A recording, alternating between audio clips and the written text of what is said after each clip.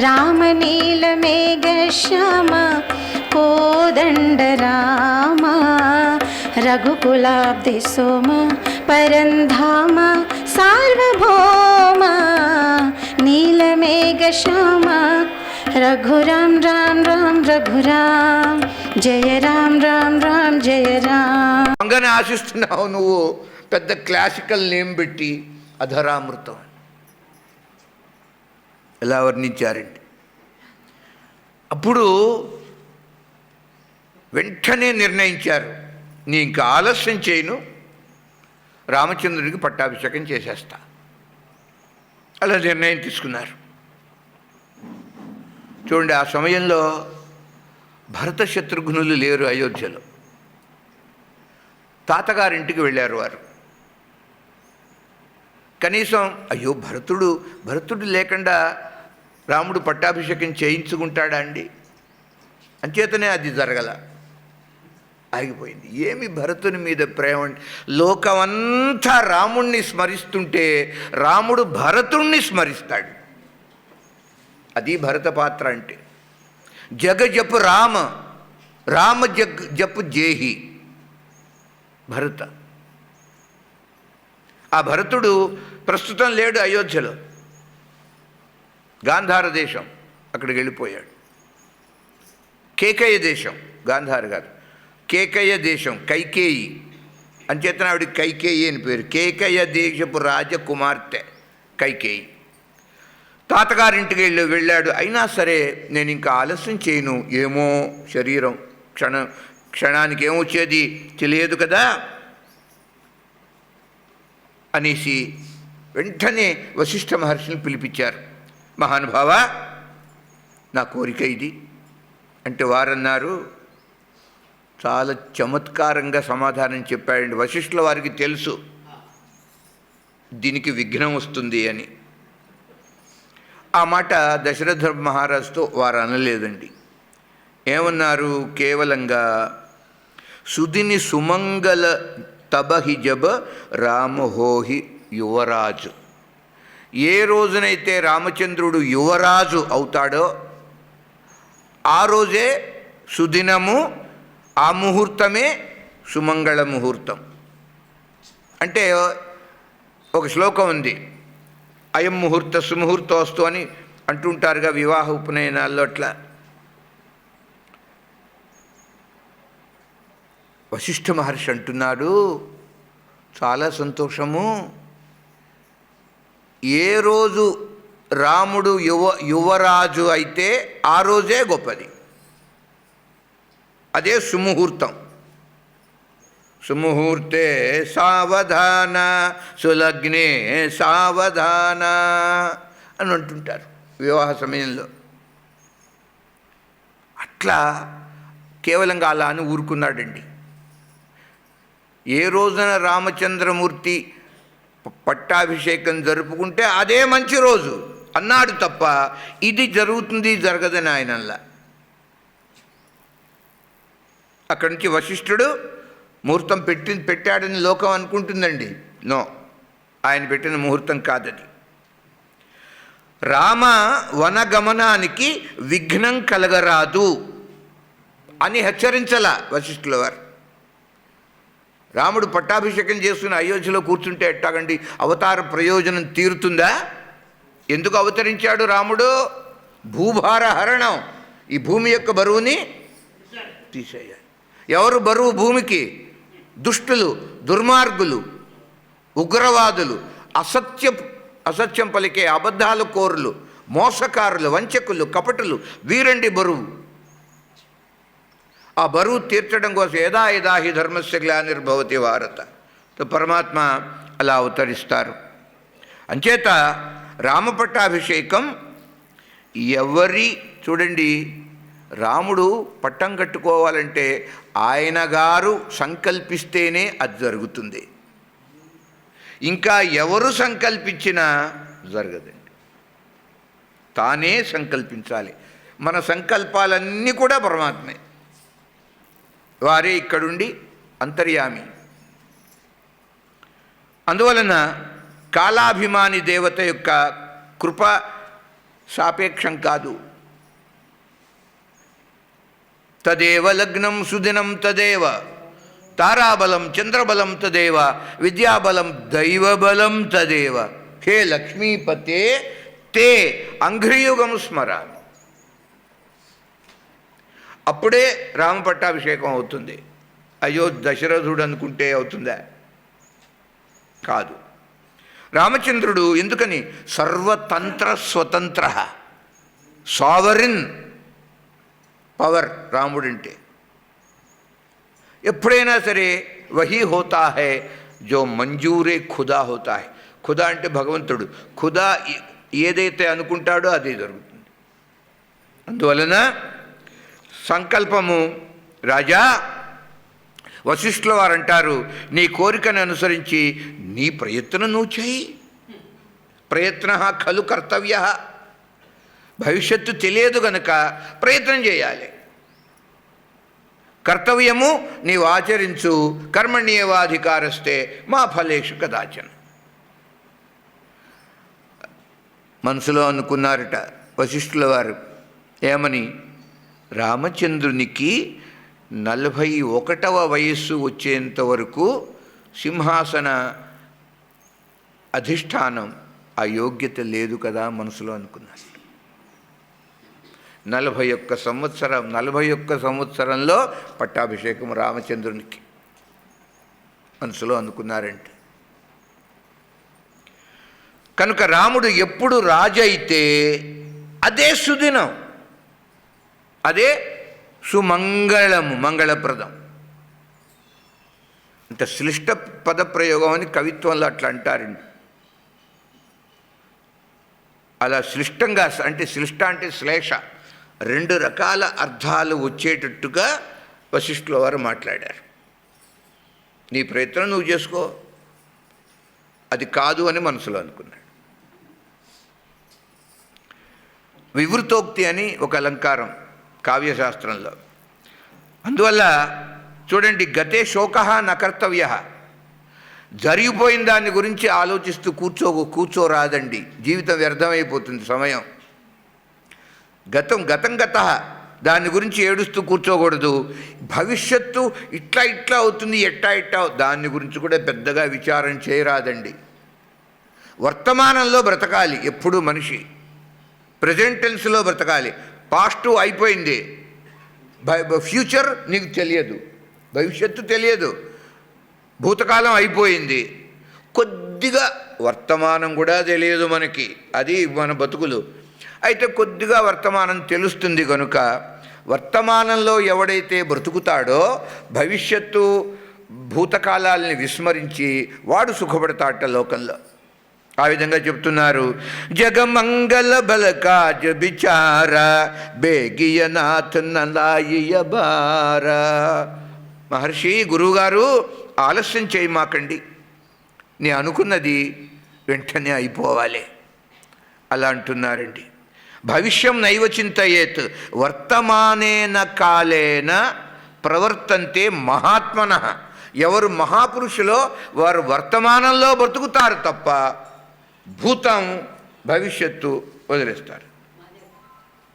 ఆ విధంగా చిరంజీవతు ధర్మాత్మ రాజా దశరథో నఘ యత్ప్రసాదేనాభిషిక్తం రామం ద్రక్ష్యామహే వయం. రామం ద్రక్ష్యామహే వయం అలా అన్నారండి వాసుదేవ.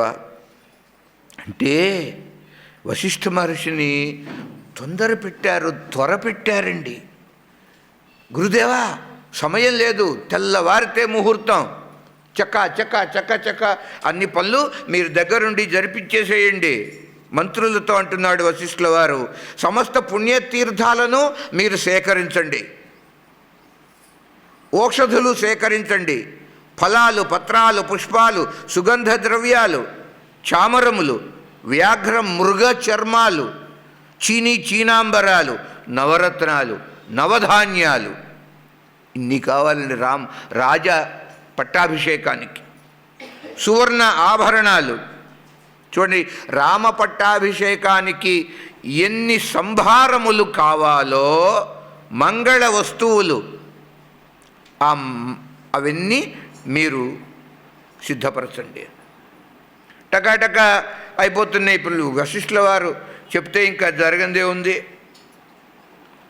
అయితే ఈ సంగతి స్వర్గలోకంలో దేవతల చెవినబడ్డది. రామచంద్రమూర్తికి పట్టం కట్టడానికి ఏర్పాట్లు అయిపోతున్నాయి అని భయపడ్డారండి వారు. కొంప కొల్లేరే అని అనుకున్నారట. ఈ రాముడు పట్టం కట్టుకుని అయోధ్యలా కూర్చుంటే అసుర సంహారం ఎవరు చేస్తారు? అది ఎప్పుడైతుంది? వాళ్ళకి బాధ పట్టుకుంది. దేవకార్యార్థ సిద్ధ్యర్థం భక్తానాం భక్తి సిద్ధయే. రెండు కారణాలు పరమాత్మ అవతరించటానికి. ఒకటి, దేవతలు కోరుతూ ఉంటారు, వారికి ఒక ఆపద వస్తుంది, ఒక రాక్షసుడు వస్తాడు, స్వర్గాన్ని ఆక్రమించి కూర్చుంటాడు, వాడికి అధికారం పోతుంది, వారికి చెట్టుకొకరు పుట్టకొకరు అయిపోతారు. అలాంటప్పుడు ఈ మహావిష్ణువు దగ్గరికి వెళ్తారు. త్రాహి త్రాహి పాహి పాహి అంటారు. కాపాడు ఏమిటి? నే పుడతాలి, వాడి సంగతి చూస్తాలి. ఇట్లా దేవతల కార్యము నెరవేర్చడానికి అవతారం. లలితా శాస్త్రం చూడండి. దేవకార్య సముద్యత రాగస్వరూప పాషాఢ్య క్రోధాకార అంకుశోజ్వల. ఎప్పుడెప్పుడు దేవతల కార్యం అవసరమో అప్పుడు ఆవిడ వస్తుంది, అవతరిస్తుంది. అలాగే ఇక్కడ కూడా. అందువల్ల ఈ దేవతలందరూ బాధపడుతున్నారు. ఏదో ఒక విధంగా ఈ పట్టాభిషేకాన్ని అడ్డం కొట్టాలి అని అనుకున్నారు. జరగకుండా చూడాలి, విఘ్నములు కలిగించాలి, పట్టాభిషేకం ఆగిపోవాలి, రాముడు అరణ్యానికి తరలిపోవాలి. ఏం చేయాలి? అందరు కూడా ఒక ఎమర్జెన్సీ మీటింగ్, దేవతలందరూ శారదా అమ్మవారిని పిలిచారు. సరస్వతీదేవి విద్య అంటే ఆ వాక్కులో ఉంటుంది కదా,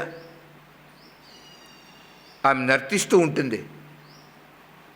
అమ్మవారిని పిలిచారు. శారదే పాహి మాం శంకర రక్ష మాం, శారదే పాహి మాం శంకర రక్ష మాం, శారదే పాహి మాం శంకర రక్ష మాం, శారదే పాహి మాం శంకర రక్ష మాం.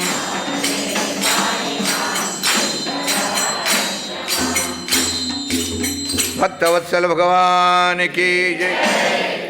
దేవతలు ఆర్తులయ్యారు. ఆర్తా విషణ్ణాః శిథిలాశ్చ భీతాః ఘోరేషు చ వ్యాధిషు వర్తమానాః సంకీర్త్య నారాయణ శబ్దమాత్రం విముక్త దుఃఖాః సుఖినః భవంతి. అమ్మవారిని, శారదా అమ్మవారిని ఆమె వచ్చింది. అయ్యా ఏమిటి మాకు కబురు పెట్టారు అంటే, తల్లి చాలా అవసరం వచ్చింది, మీతో మాకు పని. ఏమిటన్నది? ఏం లేదు, మీరు భూలోకానికి వెళ్ళి రామపట్టాభిషేకానికి విఘ్నం కలిగించాలి అన్నారు. అలాంటి పనులు ఎవరు చేస్తారండి? అదో పరమాత్మ రామచంద్రునికి పట్టమును విఘ్నం చేయటం అంటే అది సామాన్య మహాపాపం కాదా? అసలు ఎవరు చేయగలరు? నాకు ఇష్టం లేదనేది. అలా కాదమ్మా, లోక కళ్యాణం కోసం నువ్వు చేయాల్సిందే అన్నారు. జగత్ కళ్యాణం ముందే అనుకున్నాం. సీతారామ కళ్యాణము జగత్ కళ్యాణం, రామ పట్టాభిషేకం కూడా జగత్ కళ్యాణమే. కాదు, ఇప్పుడు కాదు, ఇప్పుడు ఆయన అరణ్యాలకు వెళ్ళాలి. అలా అని ఎప్పటికీ బాధపడ్డది ముందు, కానీ అంగీకరించింది. అంటే లోకానికి క్షేమం కలుగుతుంది అనే ఉద్దేశంతో. వాల్మీకి రామాయణంలో ఈ విషయాలు లేవు. అంచేత తులసీ రామాయణము దాదాపుగా ఎక్కువగా అధ్యాత్మ రామాయణాన్ని అనుసరించాడు తులసీదాసు. రావణస్య వధార్థాయ జాతం జానామి రాఘవ. ఇంకో చిత్రం జరిగింది. రామచంద్రుని జాగ్రత్తగా ఈ రాత్రి నీవు దీక్షగా ఉండాలి, అధశయనం చేయాలి, కింద పడుకోవాలి, ఉపవసించాలి, నువ్వు విడిగా పడుకోవాలి, నువ్వు ఇవన్నీ చెప్పుకొచ్చారు వశిష్ఠుల వారు. మామూలుగా దశరథుల వారు ఆయన యొక్క సంకల్పాన్ని అనుసరించి చెప్పిన మాటలు. కానీ చిత్రంగా చూడండి, రాముణ్ణి విడిగా కూర్చోబెట్టి వశిష్ఠుల వారు అంటున్నారు, రామా, నేను నీకు గురువుని, నువ్వు నాకు శిష్యుడవు కదా, శిష్యస్త్వం గురురప్యహం, అహం తవ గురు, త్వం మమ శిష్య. రహస్యం చెప్తున్నాను, నువ్వు శ్రద్ధగా ఆలకించు అన్నాడు. ఏంటి గురువుగారు? రామా, అసలు నువ్వు ఎందుకు అవతరించావో తెలుసా అన్నారు. పరమాత్మకి తెలియకుండా ఉంటుందా? తెలుసు, ఆయన కానీ తెలియనట్టు ఉంటాడు. మాయా పురుషోత్తముడు రాముడు, లీలా పురుషోత్తముడు కృష్ణుడు. ఈయన గారు భగవంతుడు సాక్షాత్తు, కానీ ఎక్కడా కూడా ఆ భగవత్వాన్ని బయటపెట్టాడు, కనబరచడు, వ్యక్తం చేయడు, లోపల ఉంచుకుంటాడు. పైకి ఎవరు ఎంతవారు, ఎవరండి మీరంటే, నేనా? ఎవరినేంటండి, నన్ను రాముడు అంటారు, మా నాన్నగారు దశరథుల వారు అంతాడంతే. యుద్ధకాండలో చివరిలో కూడా అంతే. చేత రావణస్య వధార్థాయ, రామా, నువ్వు పుట్టింది రావణ వధ కోసం. తథాపి దేవకార్యార్థం గుహ్యం నో ఉద్ఘాటయామ్యహం. దేవతల కార్యం సుసంపన్నం కావాలి, అంచేత నీకు ఈ రహస్యాన్ని నేను చెబుతున్నాను. యథాత్వం మాయయా సర్వం కరోషి రఘునందన. మహానుభావ, నీ మాయ ముందు మా మాయ ఎంత? వైష్ణవీ మాయ, మమ మాయా దురత్యయ.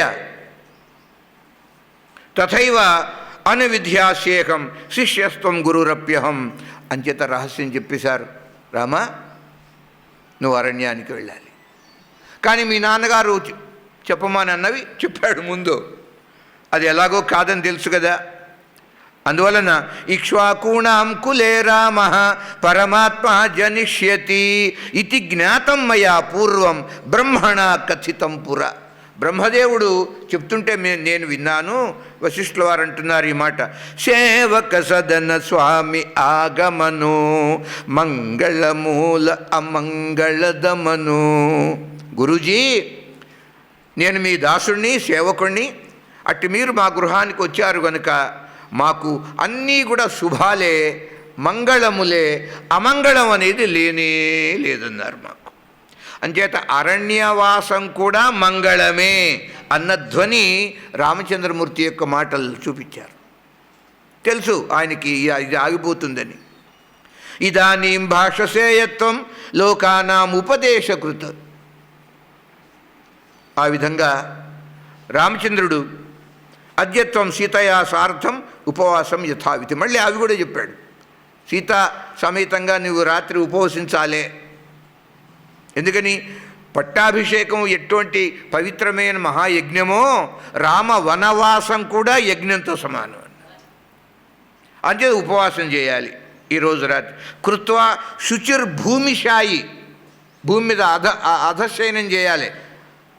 నువ్వు హంసతూలికా తల్పం మీద పడుకోవటానికి వీల్లేదు ఈరోజు రాత్రి.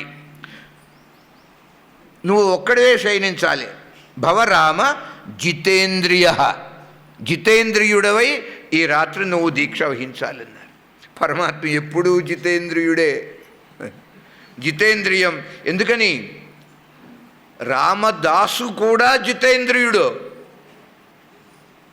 జితేంద్రియం బుద్ధిమతాం వరిష్టం వాతాత్మజం వానరయూధ ముఖ్యం శ్రీరామదూతం శిరసా నమామి.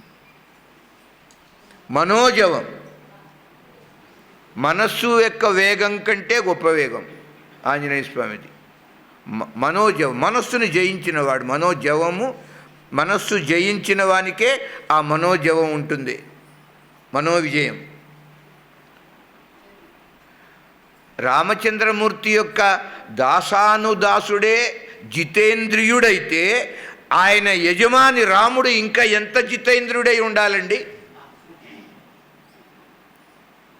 కనుక తతోహమాశయా రామ తవ సంబంధ కాంక్షయ అకార్షం గర్హితమపి తవచ ఆచార్యత్వ సిద్ధయ్య. గొప్ప మాట. వశిష్ఠుల వారు అంటున్నారు, ఇప్పుడు అతి ప్రాచీన కాలంలో బ్రహ్మదేవుడు మమ్మల్ని పిలిచారు. తాత ఏమిటో చెప్పమంటే, అరే మనవడా, వరుస మనవడా, చాలా నీకు అదృష్టం రా, రఘుకులం సూర్యవంశానికి నువ్వు పురోహితుడుగా ఉండు అన్నారు. పౌరోహిత్యం. వశిష్ఠుల వారు అన్నారు, నాకు ఇష్టం లేదన్నారు. కొన్ని ఉపాధులు జీవించే విధానాలు అలా ఉంటాయి. అంచేతనం పురోహితులు చాలా జాగ్రత్తగా ఉండవాలి. పౌరోహిత్యం రజనిచరితం గ్రామణిత్వం నియోగం, ఇలా కొన్ని చెప్పారు. శంకరులే అన్నారు ఈ మాట, శంకరాచార్యులు. ఎందుకు ఇవి ఎలాంటివి అంటే, అడుగడుగునా పాపం చెయ్యవలసి వస్తుంది, అయిష్టంగా అయినా చేయవలసి వస్తుంది, తర్వాత అనుభవించాలిగా. చాలా బరువు బాధ్యతలతో కూడుకున్నవి. గురుత్వం కూడా అదేనండి. గురుపీఠం మీద కూర్చుంటే హాయిగా ఆనందంగా ఉంటుంది కూర్చునేటప్పుడు, కానీ చాలా ప్రమాదం. ఎంతసేపటికి చచ్చేదాకా శిష్యుడుగా ఉండటం యోగము క్షేమం. ఈ గురువు అని కూర్చోబెట్టారనుకోండి, వీరికి నెత్తిగక్కుతాయి. ఈ గురువు శిష్యులందరికీ బరువు అయిపోతాడు. చేత క్షేమం శిష్యరికంలో. ఒక గురువు కాదు, ఎవరిలో విశేషం ఉంటే అది సంపాదించుకోవటానికి వారి గురుత్వం వారికి చేయాలి. శిష్యునికి ఆ స్వాతంత్ర్యం ఉంటుంది. ఈ గురువు కాబట్టి ఇంకో గురువు. భాగవతంలో 24 మంది గురువులు అయ్యారు. ఎవరికి? దత్తాత్రేయ. దిగంబర దిగంబర శ్రీపాదవల్లభ దిగంబర.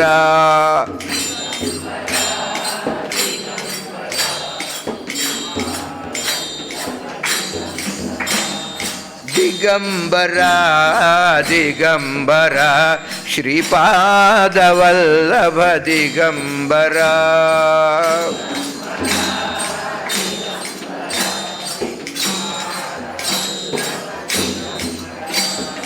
భక్తవత్సల భగవానికి జై. లోకానికి ఇప్పటికీ నేను గురువుని, నీవు శిష్యుడవు. వశిష్ఠుల వారు అంటున్నారు లోక దృష్టిలో. కానీ మహానుభావ, నేను నీకు గురువునే. ఎంత మాట అది! కృష్ణం వందే జగద్గురుం, రామం వందే జగద్గురు.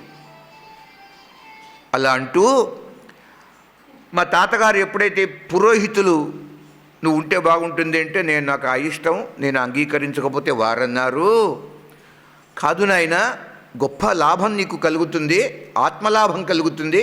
ఆత్మలాభాన్ని మించినటువంటి లాభం మరొకటి లేదు కదా లోకంలో. ఆత్మలాభం కలుగుతుంది అన్నారు. ఏమిటి ఆత్మలాభము? ఈ రఘువంశంలో రామచంద్రుడు సాక్షాత్తు శ్రీ మహావిష్ణువు అవతరించబోతున్నాడు. అట్టి రామునికి గురుత్వం వహించే నీకు అదృష్టం కలుగుతుంది అన్నాడు. ఓహో, అలాగా తాతయ్య? శ్రీ మహావిష్ణువు అవతరిస్తారా? వారికి నేను గురువునవుతానా? తప్పకుండా అంగీకరిస్తాను. అప్పుడు పురోహితుడయ్యాడు. అవి చెప్తున్నారు. అకార్షం గర్హితమపి ఈ పౌరోహిత్యము ఎంత గర్హింపదగినది అయినప్పటికీ కూడా తవ ఆచార్యత్వ సిద్ధయే, నీకు ఆచార్యుడుగా ఉండేటటువంటి మహద్భాగ్యం కలుగుతుంది అని నేను ఒప్పుకున్నా అన్నారు. తతో మనోరథో మే అద్య ఫలితో రఘునందన. భక్తవత్సల భగవానికి జయ. ప్రభు సప్రేమ పచితాని సుహాయి హరహు భగత మన కై కుటిలాయి.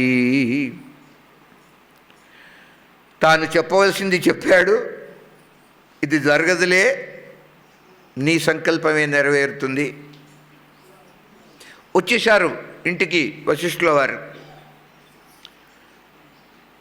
ఆశ్చర్యం అండి. ఇప్పుడు మనసులో అనుకున్నారట, గురువుగారు వెళ్ళిపోయిన తర్వాత, ఏమిటి ఈ భయంకరమైన వార్త వినవలసి వచ్చింది. రాముడు పశ్చాత్తాపం చెందుతున్నట్టండి. ఏమిటి ఆ పశ్చాత్తాపము? తులసిదాస్ అంటాడు, రామచంద్రమూర్తికి కలుగుతున్నటువంటి ఈ పశ్చాత్తాపము మన అందరి మనస్సులను పవిత్రం చేయుగాక అన్నాడు. అందరూ రామభక్తుల యొక్క మనస్సులు ఎప్పుడవుతాయి? రామచంద్రమూర్తి యొక్క పశ్చాత్తాపాన్ని మనం వింటే. అంతఃకరణాలన్నీ శుద్ధమైపోతాయి. ఏమిటి ఆ పశ్చాత్తాపం అంటే, అయ్యో నలుగురం అన్నదమ్ములం కదా, జనమే ఏక సంగ సబ భాయి. మేము ఆరుగురు దాదాపు కొంచెం అటు ఇటుగా, ఈయన ఉపనరసు అయితే ఆయన పుష్యమి, మిగతా వాళ్ళు మఖాపుబ్బ దగ్గర దగ్గర.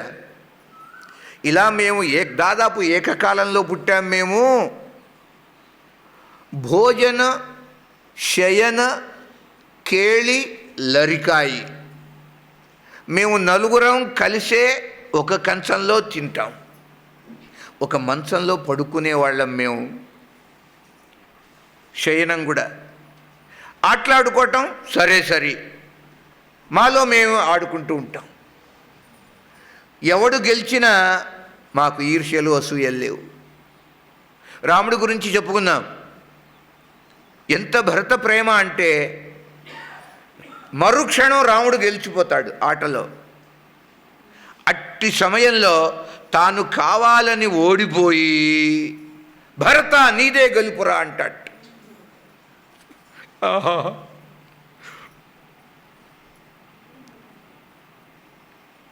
ఎంత పశ్చాత్తాపడుతున్నాడో రాముడిక్కడ. ఇలా అన్నీ కూడా కర్ణవేదం అంటే చెవులు పోగులు కుట్టేవాడిని, అదొక సంస్కారం, కర్ణవేదం అంటారు. అది కూడా మా నలుగురికి ఏకకాలంలో అయింది. యజ్ఞోపవీత సంస్కారం కూడా ఏకకాలంలో అయింది. అంతేకాదు మా వివాహాలు కూడా ఏకకాలంలో అయినాయి. ఇవన్నీ మేము కలిసి పంచుకున్నాం కదా ఇప్పటి వరకు. కానీ రాజ్య అభిషేకం వచ్చేప్పటికీ రాజ్యాధికారం నాకొక్కనికే ఇస్తారట, మా ముగ్గురు తమ్ముళ్ళకి అది ఉండదట. ఏమి దరిద్రం నాకు ఇది. అలా పశ్చాత్తాపం పొందాట రామచంద్రుడండి. అంగీకరించండి, ఈ అయిష్టం మనసు ఒప్పటం లేదండి. తాను ఒక్కడే సింహాసనం మీద కూర్చోటమా? ప్రభు సప్రేమ పచితాని సుహాయి. రామచంద్ర ప్రభువు యొక్క ప్రేమ పురస్సరమైన ఈ పశ్చాత్తాపం ఉన్నదే.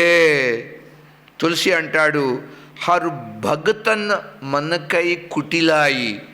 భక్తుల యొక్క మనస్సులో ఉన్న కౌటిల్యం, కపటము అది తొలగిపోగాక.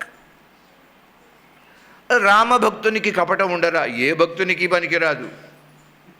కపటం ఉంటే భక్తుడు ఎట్టవుతాడు?